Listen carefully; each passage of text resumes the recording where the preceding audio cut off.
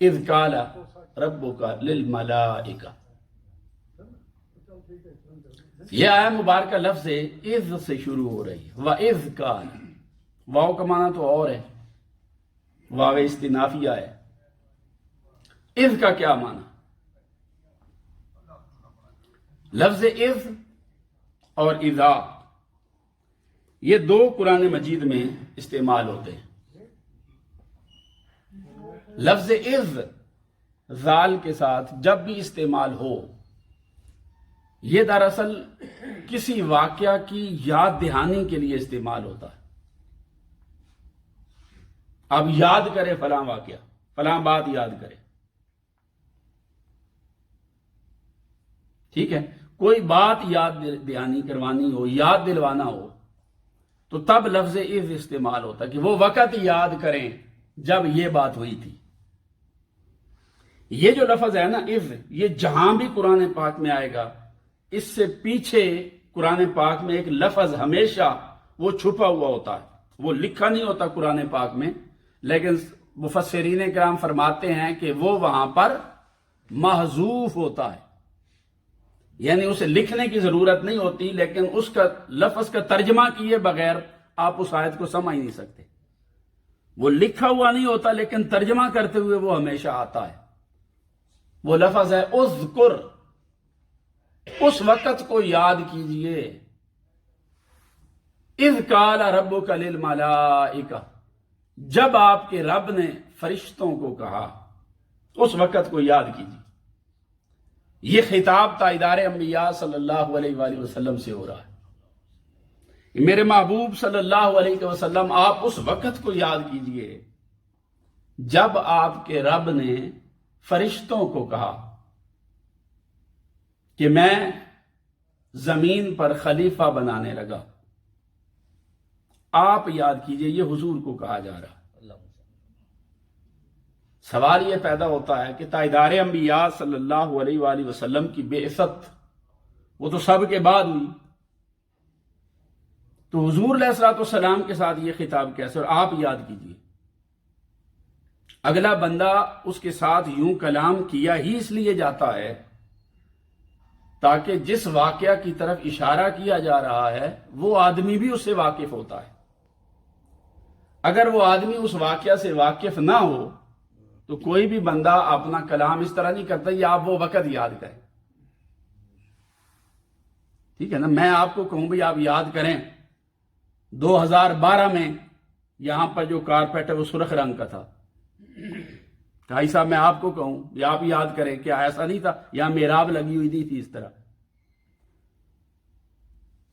آپ کے ساتھ میں اس طرح وہ وقت یاد کریں، یہ بات یہ جملے بولوں گا ہی اس وقت جب آپ پہلے سے اس واقعہ کے عینی شاہد ہوں گے۔ اگر آپ اس واقعہ کو جانتے ہی نہیں ہیں تو میرا یہ کہنا کہ وہ وقت یاد کریں کوئی معنی رکھتا ہے؟ آپ کہیں گے بھی کون سا وقت، مجھے تو پتہ ہی نہیں، نہ میرے سامنے بات ہوئی، نہ میں وہاں موجود تھا، نہ شاہد تھا، نہ گواہ، نہ میرے سامنے واقعہ ہوا، تو مجھے تو اس کے بارے میں کچھ بھی پتہ نہیں۔ اب یہی کہیں گے نا، میں کہوں جی یاد کیجئے 5 دن پہلے یہاں کیا ہوا تھا، آپ کہیں گے بھی مجھے کیا پتا، میں کون سا یہاں بیٹھا ہوا تھا۔ تو یہ جب میں جملہ بولوں گا آپ یاد کریں تو کب بولوں گا؟ اس وقت ہی بولوں گا نا کہ اگلا آدمی اس واقعہ کا گواہ ہوگا، وہاں موجود ہوگا، اس کے سامنے ہوا ہوگا، تب یہ جملہ ویلڈ ہوگا۔ اور اگر وہاں وہ موجود ہی نہیں، اس واقعہ کا گواہ نہیں، اس کے سامنے ایسی کوئی بات ہوئی ہی نہیں، میں اسے کہوں بھئی یاد کرو، وہ کہے گا بھی میں کیا یاد کروں، مجھے تو پتہ ہی نہیں، تو میرا کلام انویلڈ ہو جائے گا، غلط ہو جائے گا۔ اب یہ تو قرآن مجید ہے، اس سے سچا کلام تو کسی کا ہو نہیں سکتا، یہ خدا کا کلام ہے۔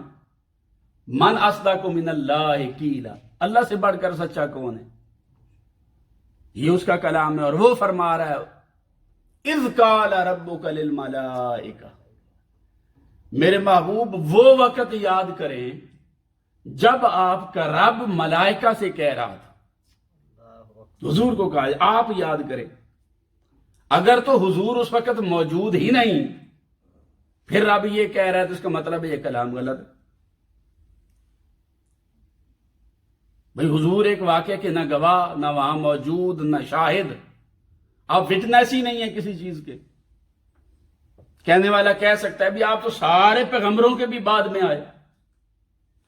یہ آدم علیہ السلام کی تخلیق، ابھی ان کو خلیفہ بنایا بھی نہیں، وہ جنتوں میں ٹھہرے ہوئے ہیں جس وقت کی یہ باتیں ہو رہی ہیں فرشتوں میں. اللہ حضور کو کہہ رہا ہے میرے محبوب آپ یاد کریں. کیسے؟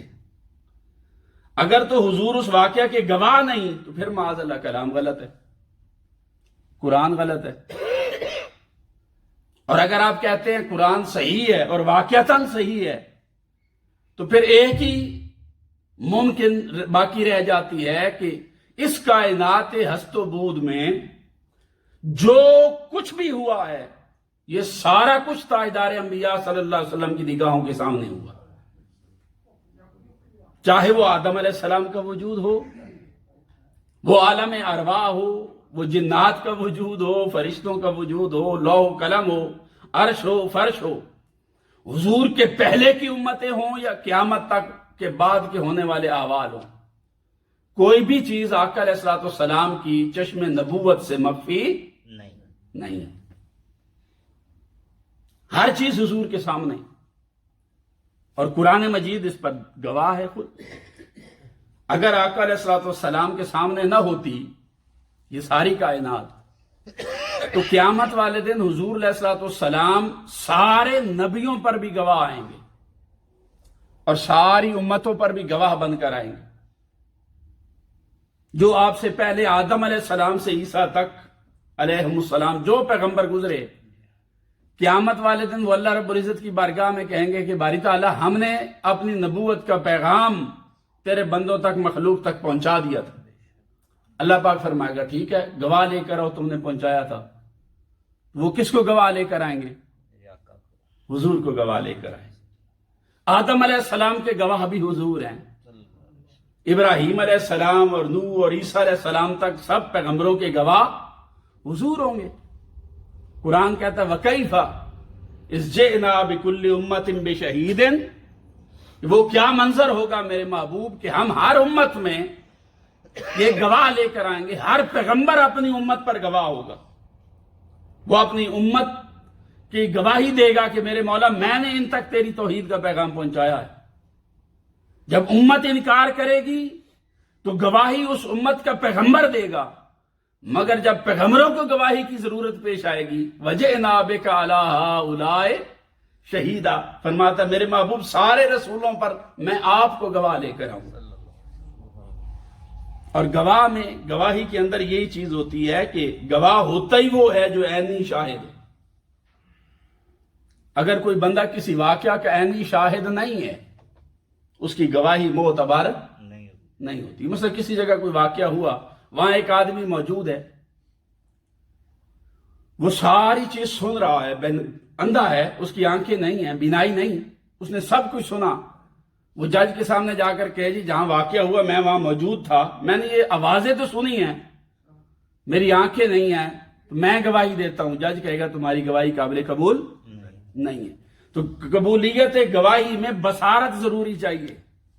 گواہی بالبصر ہو، بسمع نہ ہو، صرف سنی سنائی بات بطور گواہی قابل قبول نہیں ہوتی. گواہ کہے کہ میرے سامنے یہ ہوا ہے. اب تاجدار انبیاء صلی اللہ علیہ وآلہ وسلم اس ساری کائنات میں جتنے پیغمبر آئے ان پر بھی گواہ ہوں گے، ان کی امتوں پر بھی گواہ ہوں گے، اپنی امت پہ کے بھی گواہ ہوں گے، اور قیامت تک جو کوئی آنے والے ہیں ان پر بھی گواہ ہوں گے.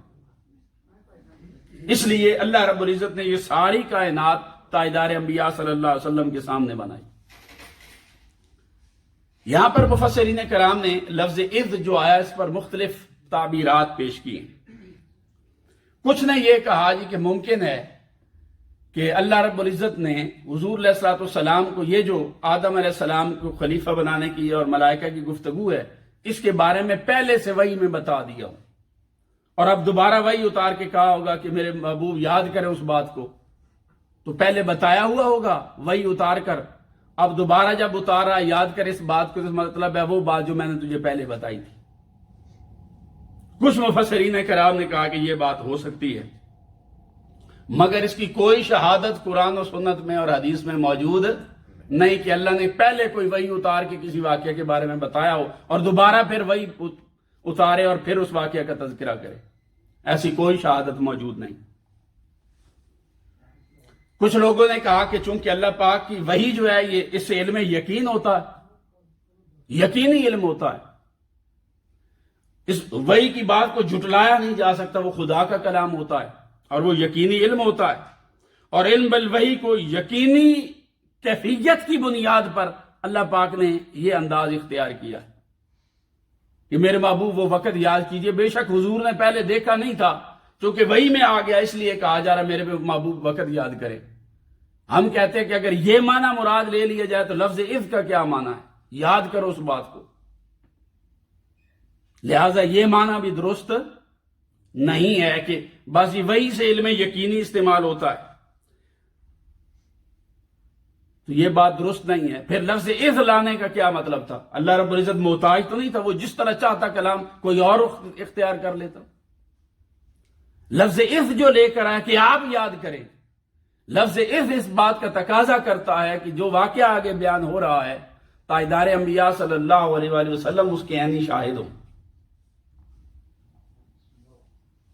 کچھ لوگوں نے کہا، عصر حاضر کے کچھ دور جدید کے مفسرین کرام، انہوں نے کہا کہ چونکہ تورات کے ذریعے ملائکہ کے اور اللہ رب العزت کے اس کلام کے بارے میں اللہ رب العزت نے پہلے بات کر دی تھی اور وہ تورات کے اندر وہ باتیں آ گئی تھی، اس لیے حضور کو کہا جا رہا ہے کہ وہ بات یاد کریں۔ یہ تعویل بھی درست نہیں ہے کہ تورات کے اندر یہ پہلے بات آ گئی تھی اللہ اور فرشتوں کے کلام کی، لہذا حضور کو کہا جا رہا ہے آپ یہ وقت یاد کریں۔ تو ہم اس بات کو بھی درست تسلیم نہیں کرتے، اور اس کا سبب یہ ہے کہ خطاب براہ راست حضور سے ہو رہا ہے، میرے محبوب آپ یاد کریں۔ یہ نہیں کہا جا رہا کہ اے لوگو یا فرشتوں یاد کرو، میں نے تورات میں بھی تو یہ بات لکھی ہے، تو تورات کا تو ذکر ہی نہیں، حضور کو کہا جا رہا ہے میرے محبوب آپ یاد کریں۔ جب آپ کے رب نے فرشتوں کو یہ کہا تو بات تورات کی بھی نہیں ہو رہی، یہ تو ایسے دور کی کوڑی لانے والی بات ہے جی کہ تورات میں پہلے تذکرہ آ گیا تھا، آ بھی گیا ہو تو تاجدار انبیاء صلی اللہ علیہ وآلہ وسلم نے تو تورات نہیں پڑھی، حضور پر تو قرآن نازل ہوا ہے، آقا علیہ الصلوۃ والسلام نے باقی کتابوں کی گواہی دی ہے، حضور کا علم وہ تورات، انجیل یا دیگر اور کتابیں پڑھ کر آپ کو اللہ پاک نے عالم نہیں بنایا، اس نے آپ کو خود سکھایا۔ الرحمن علم القرآن، رب نے سکھایا، وعلمک ما لم تکن تعلم، آپ جو کچھ نہیں جانتے تھے آپ کے رب نے آپ کو سکھا دیا۔ تو آقا علیہ الصلوۃ والسلام کا معلم اللہ رب العزت کی ذات ہے۔ تو فلاں کتاب میں آیا، یہ سب غلط باطل تعویلات ہیں۔ لفظ اذ اس بات کا تقاضا کرتا ہے کہ عقیدہ یہی رکھا جائے کہ یہ آدم علیہ الصلوۃ والسلام کے بارے میں ملائکہ میں جو گفتگو ہوئی، حضور کے سامنے یہ سب کچھ ہوا۔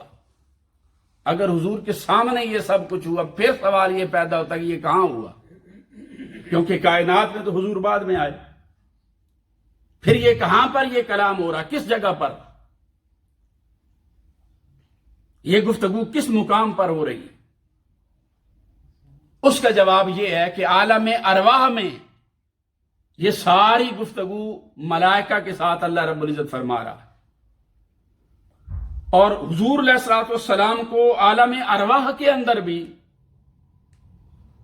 باقی انبیاء علیہ الصلوۃ والسلام کو ان کا جو مقام اور مرتبہ اور ان کے اوپر جو احکام نبوت جاری ہوئے تھے باقی نبیوں پر، وہ اس دنیا میں ان کی بعثت کے بعد ہوئے تھے۔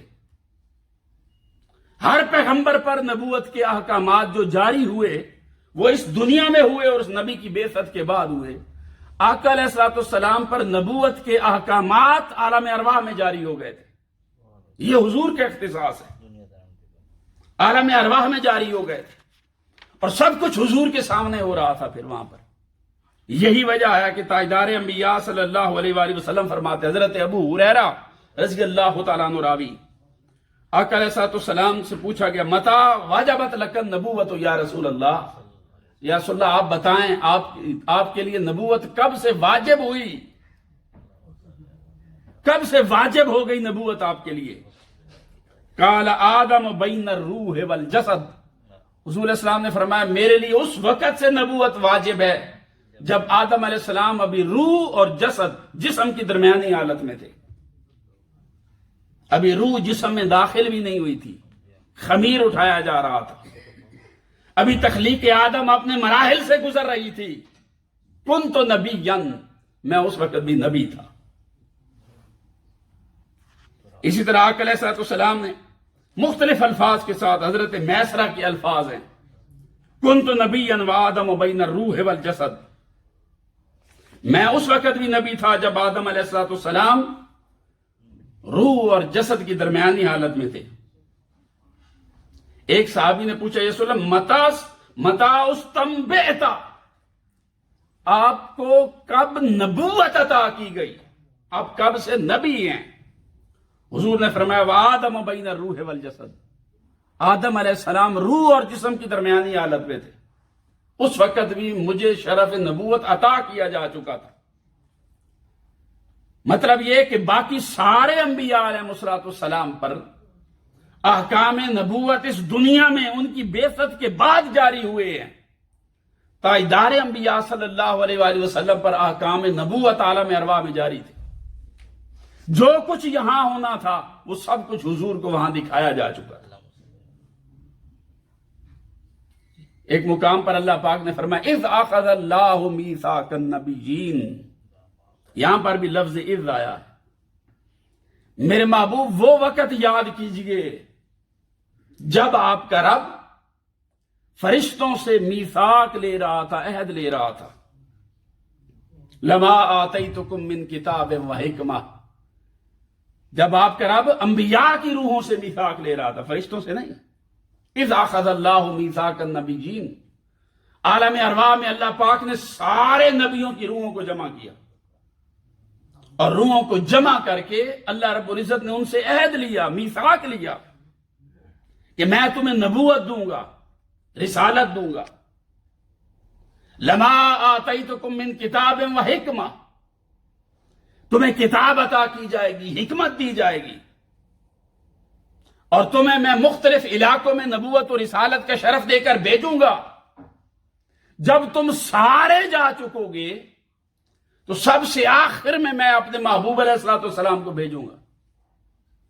جب وہ آ جائیں تو تم اپنی نبوت و رسالت کو چھوڑ کر لَتُؤْمِنُنَّ بِهِ وَلَتَنْصُرُنَّهُ، میرے محبوب علیہ السلام پر ایمان لے آنا اور ان کی مدد اور نصرت کرنا۔ سورہ آل عمران آیت نمبر 80 ہے۔ ملائکہ سے عہد لیا جا رہا ہے کہ نبوت دوں گا، رسالت دوں گا، تمہیں ایک قوم دوں گا، اس کی طرف بھیجوں گا، کتاب دوں گا، حکمت دوں گا۔ میرے محبوب کے خودی خواں بن کر جانا، ان کے نعت گو بن کر جانا، اپنی قوموں کے سامنے ان کی عظمتیں بیان کرنا، فضیلتیں بیان کرنا، شرف بیان کرنا، ان کا تعارف کروانا، اور بن دیکھے اپنی امتوں کو ان کا عاشق اور دیوانہ بنانا، میری توحید بھی سکھانا اور میرے نبی آخر الزمان ان کا ادب بھی سکھانا۔ جب تم سارے جا چکو گے سب سے بعد میں ان کو بھیجوں گا۔ ثم جاءکم رسول مصدق لما معکم، اس کو بھیجوں گا جو تمہاری نبوت و رسالت کی تصدیق کریں گے، تمہاری کتابوں کی تصدیق کریں گے۔ جب وہ آ جائیں تو پھر تم اپنی نبوت پر اڑ نہ جانا، لَتُؤْمِنُنَّ بِهِ وَلَتَنْصُرُنَّهُ، اپنی نبوت چھوڑ کر ان پر ایمان لے آنا، ان کی رسالت پر ایمان لے آنا۔ اللہ پاک نے یہ عہد لیا، فرمایا فرشتوں کو اقررتم وَأَخَذْتُمْ عَلَىٰ ذَلِكُمْ إِثْرِي، کیا میرے محبوب کی وفاداری پر میرے ساتھ اقرار کرتے ہو؟ قالوا اقررنا، کہنے لگے ہاں باری تعالیٰ ہم اقرار کرتے ہیں، وفادار رہیں گے۔ قال فاشهدوا وَأَنَا مَعَكُمْ مِنَ الشَّاهِدِينَ، اللہ نے فرمایا گواہ ہو جاؤ اور میں خود اس بات پر تمہارے اوپر گواہ بن رہا ہوں۔ تو انبیاء علیہ السلام کا ایمان بھی حضور کی معرفت کا محتاج ہے۔ ہم کس بات کی مولی ہیں؟ حضور کی بارگاہ کو چھوڑ کر انبیاء کا ایمان نہیں بچتا، تو ہم آج کوئی شخص کہے گی نہیں حضور کی محبت کی ضرورت نہیں ہے، نماز میں ان کا خیال آ جائے تو معاذ اللہ باطل ہو جاتی ہے، ان کی بہت زیادہ تذکرے کرے تو معاذ اللہ شخصیت پرستی بن جاتی ہے۔ یہ دور حاضر کے فتنے ہیں۔ تاجدار انبیاء صلی اللہ علیہ وسلم کی وفاداری یہ اصل ایمان ہے۔ یہی وجہ حضور نے فرمایا کہ آج اگر میرا بھائی موسیٰ بھی زندہ ہوتا تو اس کے پاس بھی میرے اوپر ایمان لانے کے علاوہ کوئی چارہ نہیں تھا، حضور نے فرمایا۔ اور یہ جو تذکرہ کیا شروع کہاں سے کیا؟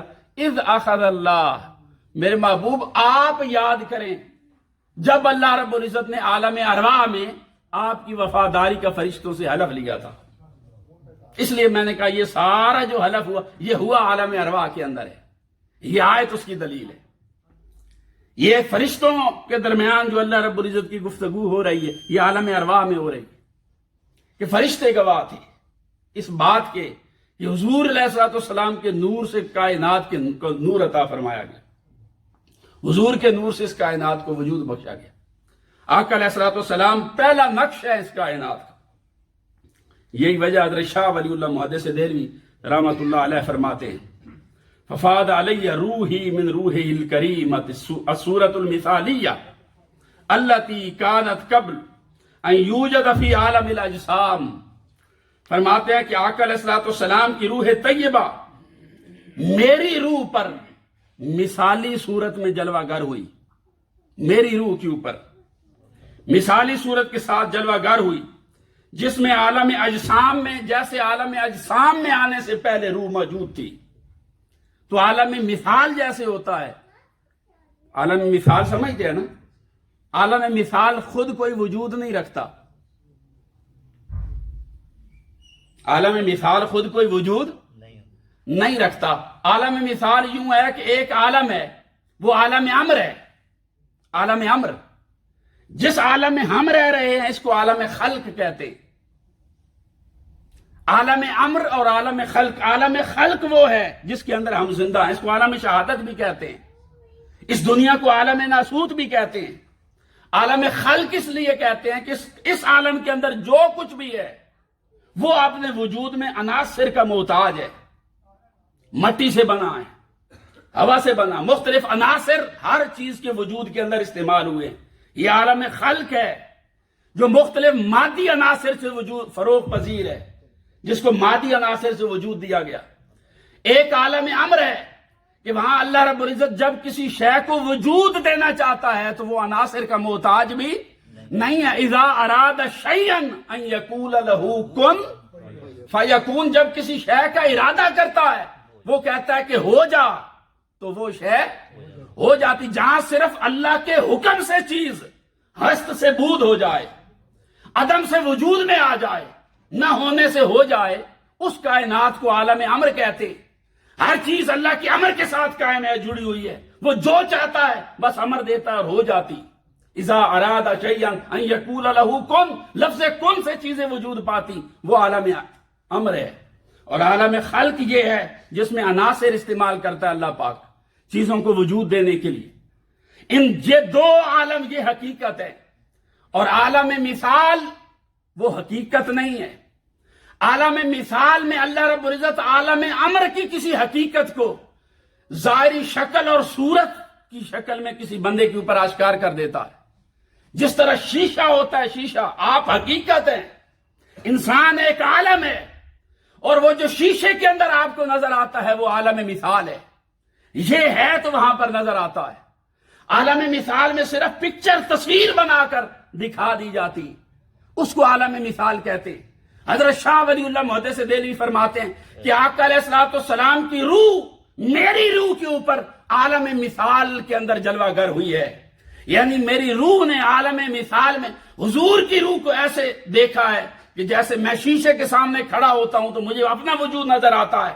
کہتا ہے اسی طرح عالم مثال میں حضور کی حقیقت میرے اوپر آشکار ہوئی۔